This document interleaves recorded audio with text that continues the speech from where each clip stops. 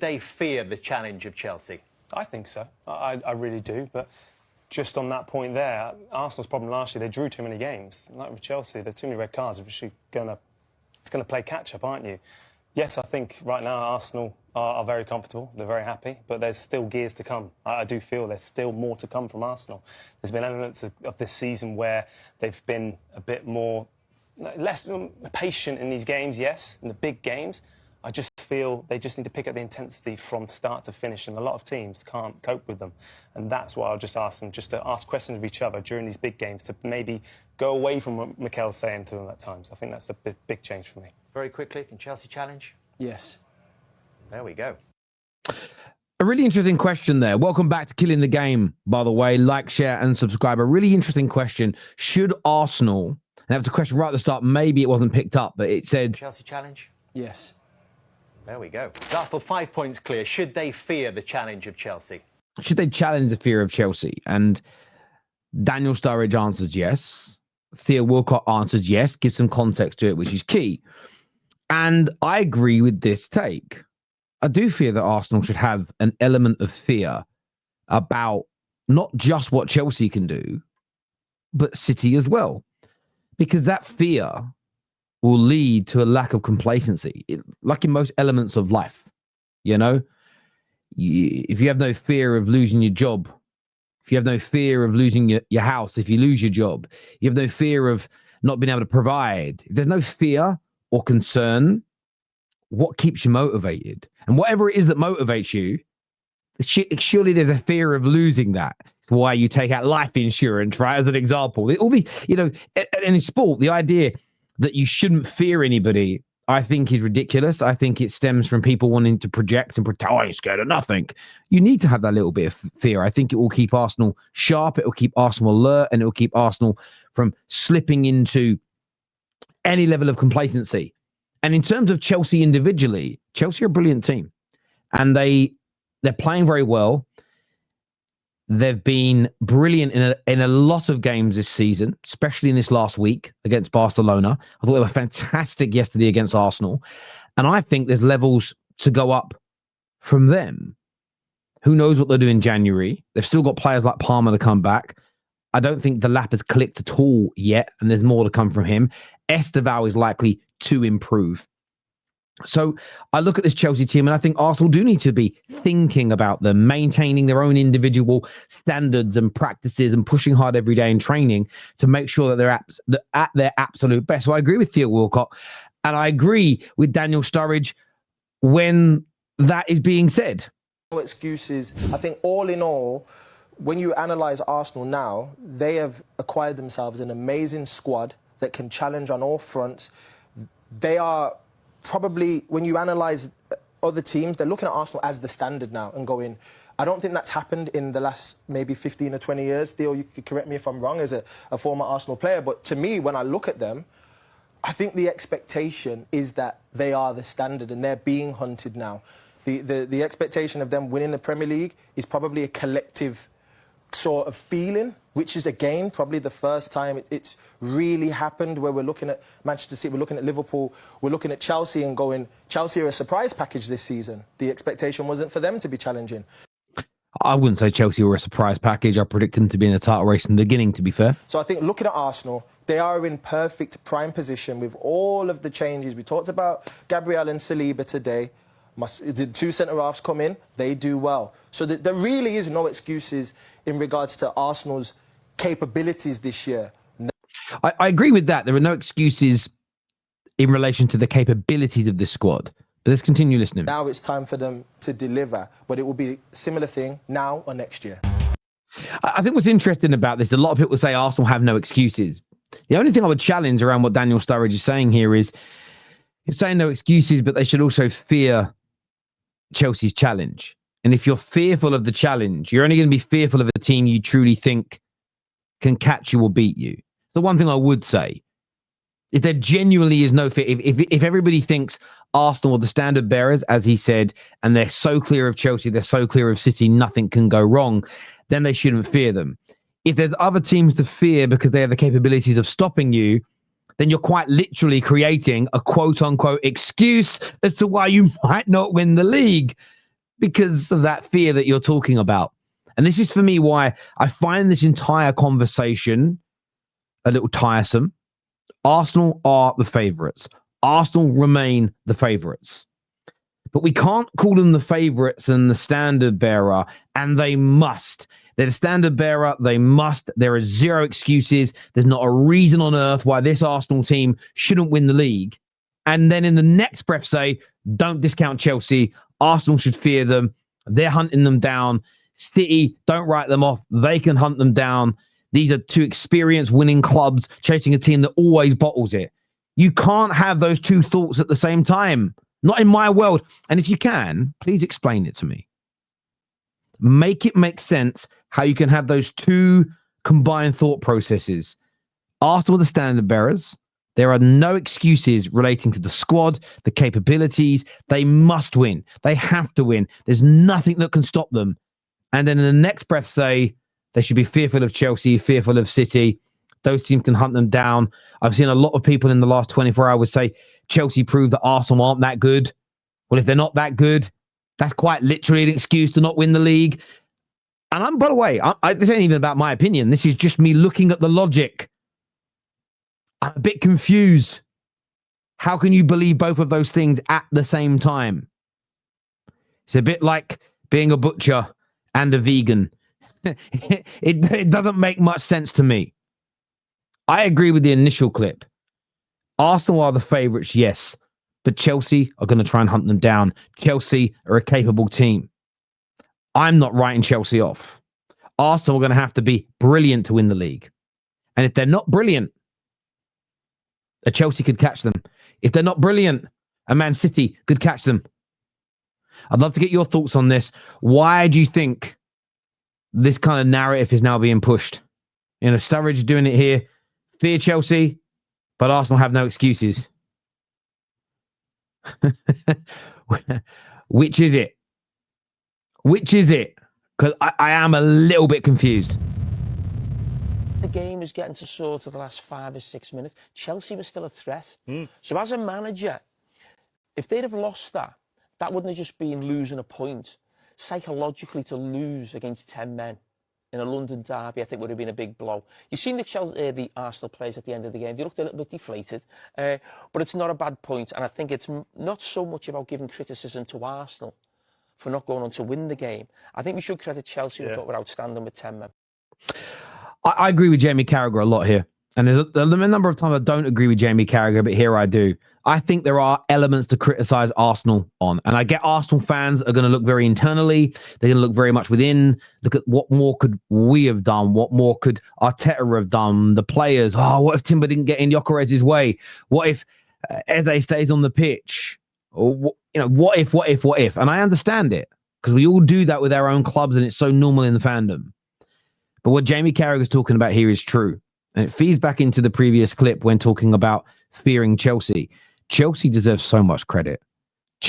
I felt it was Chelsea stopping Arsenal in that game from winning more so than it was Arsenal not turning up.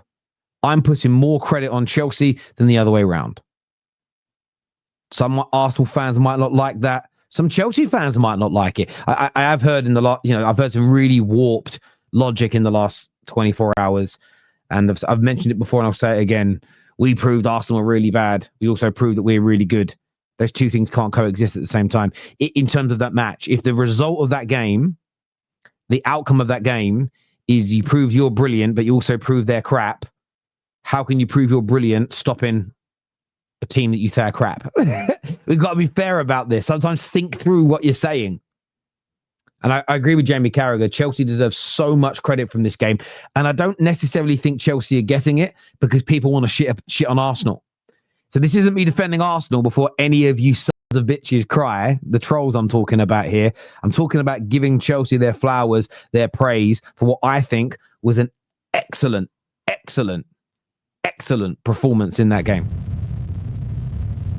There's just a little bit more about the whole body of work that Arsenal put together right now that I feel they are better placed right now to go and win the title. Now, the Champions League's different because you can have a bad 10 minutes and lose the Champions League. That's totally... You don't have a bad 10 minutes and lose the Premier League. If you're good enough, you'll win it. Champions League's different. Arsenal will be there or thereabouts, mate. They might have a bad refereeing decision. There might be a bad decision defensively, but over the course of. By the way, I agree with Jason Cundy, and thank you, by the way, to all these clips that get sent through to us. It's your links, it's your clips that you guys send us through via X and Instagram. I agree with Cundy. Premier League is harder to win than the Champions League, simply because the Champions League, you can be the best team in it, but one bad refereeing decision or one bad game, and you're out. Of this year, Arsenal go deep in this competition, and they're going to go very, very close. I think they win the Premier League, and it's up to Liverpool. Wait, what's going on with you, by the way? It really triggering Jamie O'Hara here. Hearing Cundy say he thinks Arsenal are going to win the league. What do you mean they're going to win the Premier League? And you nearly said they're going to win the Champions League. No, I think they go deep in the Champions League. I think they will. They are good enough, mate. They are. When everyone's fit, they're a problem. What are you laughing at? Why are you being nasty? No, I'm not being nasty. I'm just, Spurs. what? No, listen, do you know what your problem? No, but right? You can't see beyond. I'm a Chelsea fan. Hey, we had a good result last I would hate nothing more than that Arsenal win anything, right? But come on, be fair. You're not fair, are you? I'm very fair. Well, be honest. Are there a problem? Well, I think they're a good side. I think they're a decent squad, and they've improved it. Just decent. They won nothing last season. I know they didn't. So, you're right. You're sat here like they've done the double, and they're going into this season on fire. No, they're the third favourites for me in the Premier League. Well, they're not. The bookies will tell you they're the favourites. But that's absolute garbage. Well, don't blame How can they be favourites? How? Please tell me how Arsenal can be favourites. This clip was sent in to me, and sometimes when it comes to talking about the title race, sometimes when it comes to talking about what's going on in football, you have to go backwards to move forward. You have to look at previous things that were said. This was 2 months ago exactly.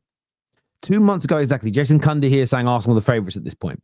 But 2 months ago, Jamie O'Hara, a large group of ex-pros and pundits, a large group of Arsenal fans, and a huge amount of rivals pushed back hard and said Arsenal not the favourites. We are now moving into that realm, as we spoke about earlier, of they have no excuses but not to win the league. And I wanted to have a conversation with you all. I can't wait to read your comments back on this. What has changed? What is it that's changed in the last 2 months that have made people go from Arsenal are third favourites, second favourites, shouldn't be considered favourites, to they absolutely must? Do you truly believe they're the best team in England right now? If not, who's better than them?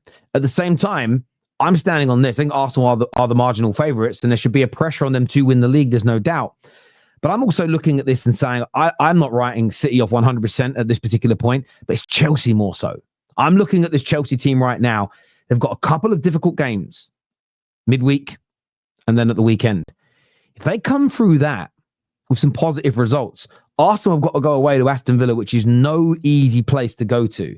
The idea that this race is a foregone conclusion at this point, I think is crazy.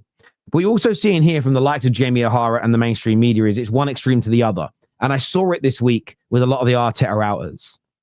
2 or 3 weeks ago, it was, don't get carried away, calm down, Arsenal fans. We haven't won nothing yet. Let's see what happens. In the build-up to this Palace game, and I've been sent a lot of clips through, and a lot of these, I'm not even going to give some of these TikTokers airtime because I think they're doing it to set their club up, which I find weird.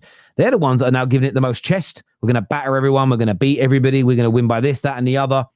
And I look at it and go, it's seed planting. It's performative. It isn't people giving their honest opinions. The same as here from O'Hara. It's not him giving an honest opinion. It's when it suits, Arsenal can't win it. When it suits, they absolutely must. Both are attacks. And I feel like this kind of conversation kills the game. It kills the conversation around football. And if we all adapt to it, adopt it, we'll kill football. We'll make it an unenjoyable thing to talk about. As I said earlier, Chelsea cannot have stopped and proven that Arsenal were crap while simultaneously proving they're good at the same time. It doesn't make sense. Arsenal shouldn't be outright favourites to win the league with zero excuses to not win it, but at the same time being told they must fear the chasing pack. Doesn't make sense. It's fine for you to think any of those individual things are true, but there's got to be some consistency in your logic. Or are you just for Arsenal, for Chelsea, for Man United, for Liverpool? Is everything about planting seeds so you can banter them later? Or are we truly having real footballing conversations this day and age? I want your thoughts. I want your opinions on that in the comment section below. Thanks. This is what's on my running order, so before anyone starts going at me for being a Spurs fan. Arsenal have now dropped points against Liverpool, Man City, and now Chelsea. This feels like the year for Arsenal. This feels like it's their title. This feels like it's their time.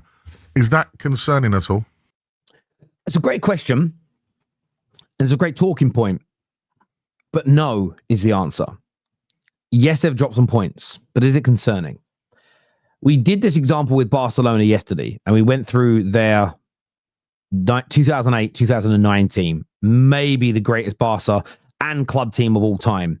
And we pointed out the losses they had in the Champions League, in the league, the games they drew, the teams quite low down the table. They lower down in the table they dropped points to, not just Real Madrid's or Atis, but relegation level teams they dropped points to that season. So it isn't really a concern. But I also then went and looked at Man City, and I went and looked at their treble winning season just to remember what happened in that season.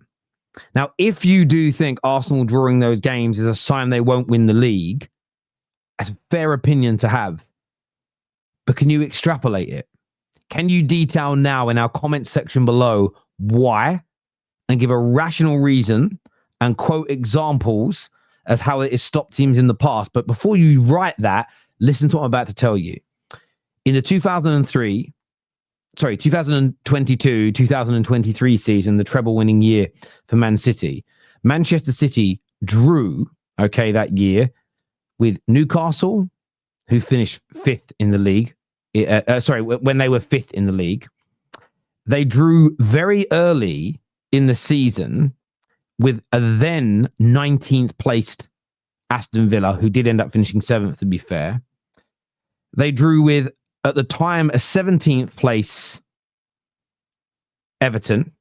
They drew with a 14th place Nottingham Forest. And they drew with a 6th place Brighton. And these are the positions the teams were in when they drew against them. That is in the league. That same year, they completed a treble, the most famous season in their club's history. They also, and I'm waiting for this to load on my screen again now, so I'm going to slightly delay this. I should have had them both ready on separate screens, but I wasn't that clever. And it will load in a few seconds. Trust me. They also that year lost to an 8th placed Liverpool, an 11th placed Brentford, and a 9th placed Brentford. They lost to them twice that season. They lost to United, who were in 4th, and they lost to Spurs, who were in 6th place at the time. So they drew games with teams in the relegation zones. They lost at home on just one occasion, but they lost to Tottenham's, and they lost to Man United, and they lost to, obviously, Liverpool. So there's some top teams they lost to as well. The idea, just to answer this question from my point of view, that because Arsenal have dropped points away at Liverpool, drew at home to Man City, and drew away at Chelsea, the idea that that's this bad sign, that's this sign that they're going to not be able to win the league, someone's got to explain to me why. And I bet you might find some year, like the Centurions year, you're going to barely find any drop points. But Arsenal are not tracking towards a Centurion season. They're tracking to around the high 80, low 90 points. If you go and look at teams that have won league titles between 85 and, say, 90 points, go and look how many games that they've dropped. Just go look at the league tables and look at the games that they've dropped points in. Just go and look. I mean, it's worthwhile doing. Now, even Chelsea, where they got 93 points under Antonio Conte, they lost 5 games and drew 3 that season. That's 8 games they dropped points in. And that was a 93-point season. Tottenham that year, that actually came second on 86 points, actually dropped points in 12 different games. So it's not weird or abnormal. And it's a great question, but questions are there to be answered. It's quite normal to lose points in that amount of games thus far. So if you actually look at it as well, and some teams have won league titles by losing less, but the average team, I guarantee they're losing points in at least 10 games a year. So Arsenal dropped points so far in 4 games this season, if I'm not mistaken. In 4 games. So 4 games divided by the 13, your times are over a 38-game season. That's tracking towards 11. So at the moment, that's completely and utterly acceptable. 11 games, they're probably going to get the high 80 points. No one else is tracking towards getting higher points than that. It's not that big a deal, is it? Maybe if they start having more and more Sunderland results, so if they start drawing away, if they start drawing away at Burnley, drawing away at West Ham, drawing away at Fulham, drawing away at Everton, drawing away, they go to Tottenham and draw. If they start drawing a lot of those games, maybe it's going to be a bit different. But it's about what are the other teams going to do? Are the other teams also going to drop points in those matches too? Probably. It wouldn't concern me if I was the manager. I would be looking at that league table with a 5-point cushion and lost one game, thinking, "Yeah, we're the ones, and that everyone's got to catch us." So, teams have got to beat them now, and no one is really looking. I mean, even Chelsea, as well as they've played today, and again going down to 10 men, they're threatened on the break occasionally, but you never felt Arsenal were going to get beat. No, and that's the one beauty that Arteta has at the moment, this kind of winning mentality that if you're going to beat us, you're going to have to play exceptional football. Well, yeah, and they also, if you can't, they say if you can't win, don't lose, and Arsenal have done that more often than not this year. And I kind of agree that, yes, Arsenal won't want to have loads and loads of games that they're dropping points in, but I look at one thing. I look at the away games. Some team, like take Chelsea as an example. They haven't played. I look at the top 13 teams, and barring Spurs, whose home form's awful, Newcastle away, Bournemouth away, Brentford away, Palace away, Liverpool away, United away, Sunderland away, Brighton and Villa away, Man City away, and Arsenal away. There's 11 away games for Chelsea that are very, very difficult in that regard.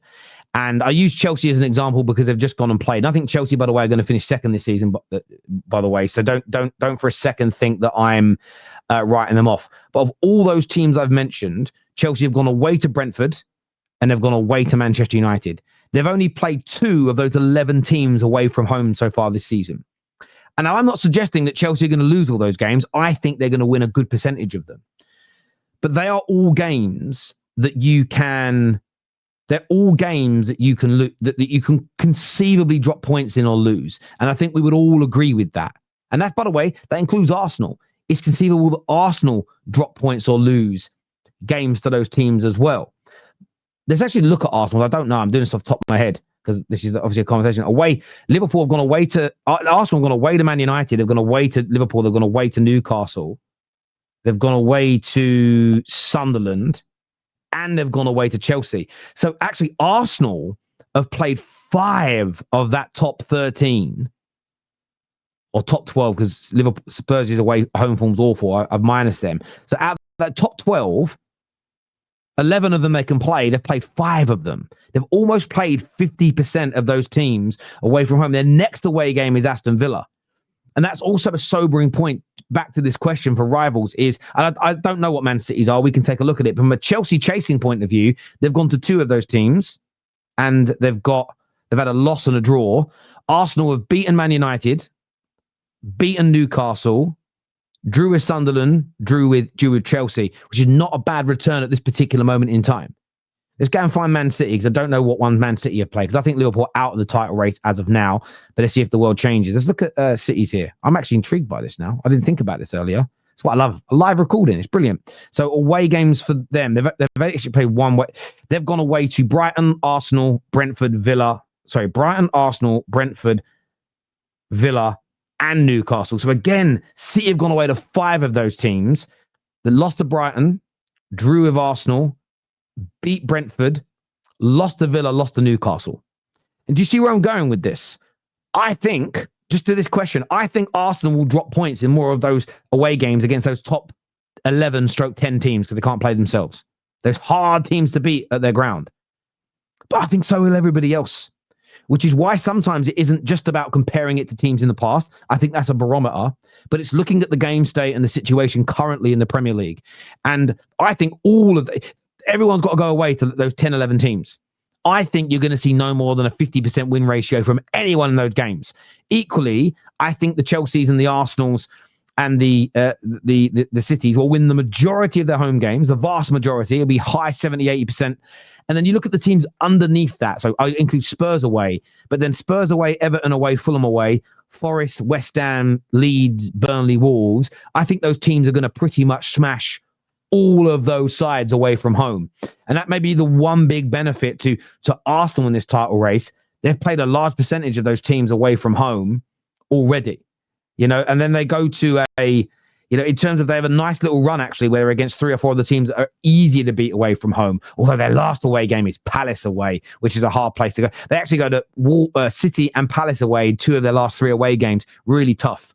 But look, as ever, I want your thoughts. I want your opinions. It was an amazing weekend of football. I think it sets up the next couple of games amazingly. Fans are going to be on tenterhooks and wondering what's going to happen. But look, I want your views. I want your opinions. Please like, share, and subscribe. And remember to stop killing the game.